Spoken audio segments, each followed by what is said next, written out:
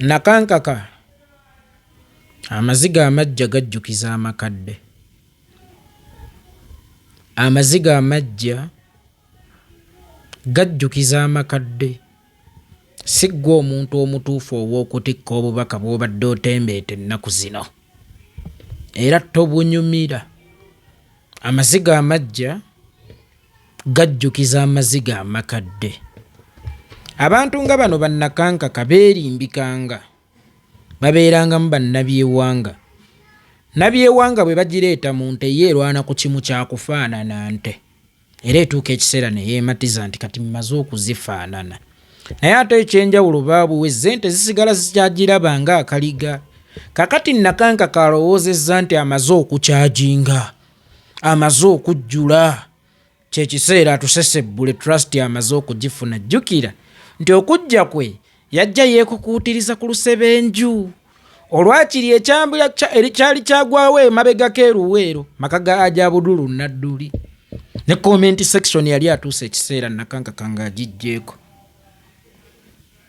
Nakankaka n'atuuka ekiseera n'abula ng'ekimuzza kiri eki. Kujja nga yeesuusuutiriza enkyukakyuka. Najja mpola n'ayingira comment section n'agizzaako. Kakati bwe yamaze okulabayo ndowooza bu comment nga 5 obumuwaana 6 n'agamba kino kyekiseera kati bano nsobola okubasaanyaawo nga nzize ku mission eyandeeta. N'atandika okuweesa ebyokulwanyisa bino okusindika n'asindika omusiru. Ng'alowooza abantu bagenda kugamba sonno olaba n'owaabwe abeegambiddeko. Jjukira ono bulijjo ayogera abawolereza kubanga kye baba batendeka. Gwe gende watali nsonga owaane nnyo Kyagulanyi ewanaaba ensonga omuggunde enseegambe nti olaba n'owuwa amwegambiddeko ng'oli waffe owaawa. Nakankaka ng'oli waffe owaawa. Era okiraba bwe kyamaze okwokya ne kidduka emisinde ne kikomawo mbu kati kitandika okwogera ku nsonga. Bibangamu nga kikubojja kakati era kisigirako ekifaananyi nti nedda teyayogedde lwakuba mugule oba musasule. Era olwamaze okwogera ku nsonga ye nadda ku mulamwa naye ng'omulamwa gwazzeeko tewali ki nsonga oba teguliimu nsonga. Bibangamu binnabyewanga ebyo. Bibangamu ne kijjanga ne kikyajinga. Time neetuuka ne kijja kibamamirire. Naye nga buli lwe kikwokya mbu kirinamu kali akagamba abadde nga wuwe. Kumbe kibadde nga kikyajinga kikwa. Tekibadde ambuleera nti ekubikkirya, kibadde kikunywamu. Kituuka ekiseera kikumalirize. Ekisiru. Mukakati ekiseera kituuse. Kiwulira kifunye amaanyi ne trust ekomyewo ebyeri twabyerabira. Twabivaako tekyali abijjukira. Akati wa muffe mukwano. Muffe obaamu mu ngeri ya mubi akira ebbanga. Muffe obaamu mu ngeri ya mmere embi terumya njala nenga tovaako hadiisi.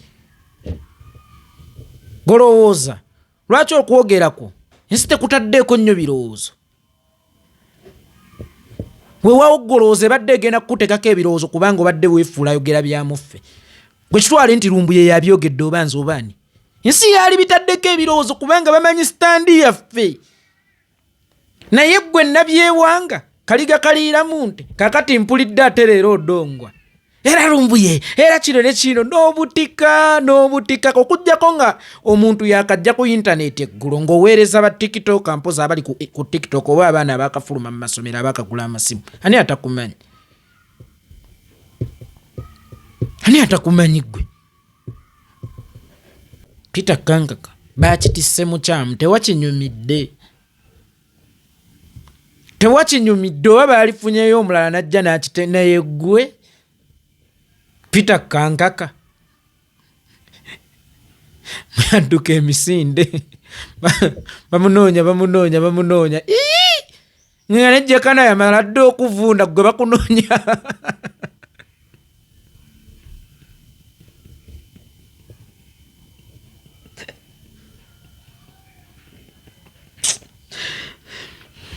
Ye bamunoonya gweyazza naye omusango.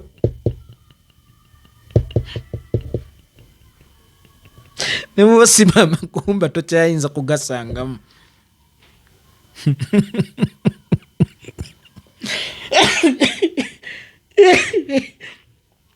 Mubanoonya ku lw'abe nakyazanga, lwaki bo tebaabanoonyako? Gwe Nakankaka tolivaako hadithi,